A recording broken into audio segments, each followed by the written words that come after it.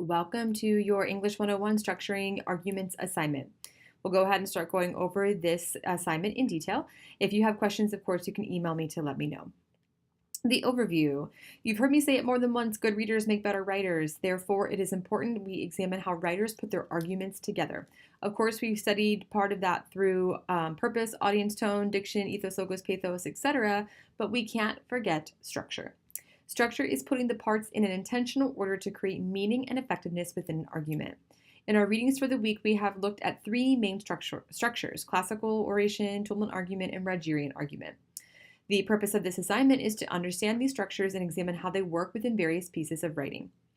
Directions. Please fill out the sheet below to explain how each structural method is employed in the text and provide an example. And I have an example below here. So to complete this assignment, you will need to have read and reviewed everything for the week, including all the readings, videos, and presentations. So I've just done one example, and this is from one of last week's readings, Easter's End. It's not something you need to worry about in this assignment. I just didn't want to give you the answers for this assignment. So as my example, I'm just showing you how classical oration is used in Easter's End. So here, structure, classical oration. It'd be helpful for me if you just make a little note here that it's in what you're talking about in terms of classical oration, because I know that there's a lot of steps and stages and parts of each of these methods. So just let me know which part you're talking about. So in this case, I'm talking about the introduction and how it uses background information to set the stage for his own argument. So the example. In Easter's End, the author first discusses the pre-existing knowledge and information before introducing his own argument.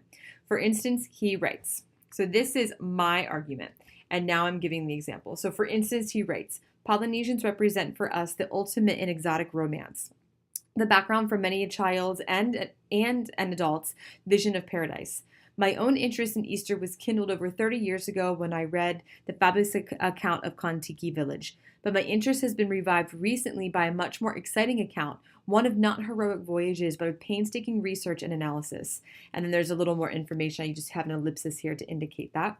Their work is contributing to a new interpretation of the island's history that makes it a tale not only of wonder, but of warning as well.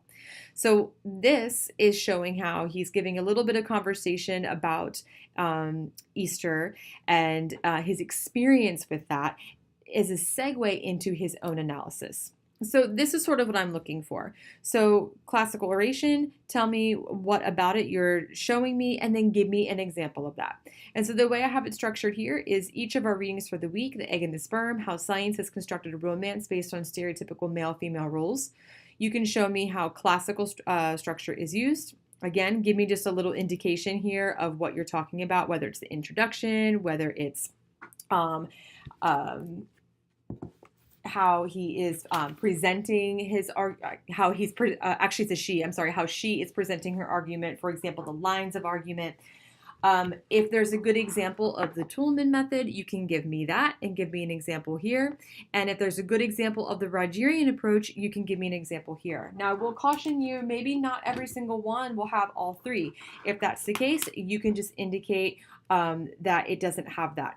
And that's okay. And we can talk about that later in the class too, whether or not that was accurate, or why, or maybe why not the why the authors did not include particular types of structure. And then you'll do the same thing for the other two readings for the week. Here's your grading rubric. This will probably look a little familiar.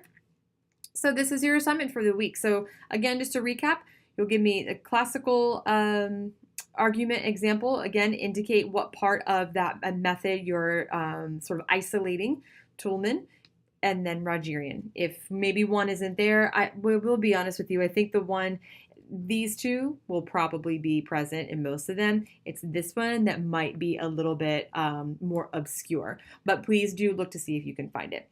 But if you can't find it, you can just make a note of that, and then we'll go from there. Have a great week. If you have questions, let me know, and I'm looking forward to reading your work.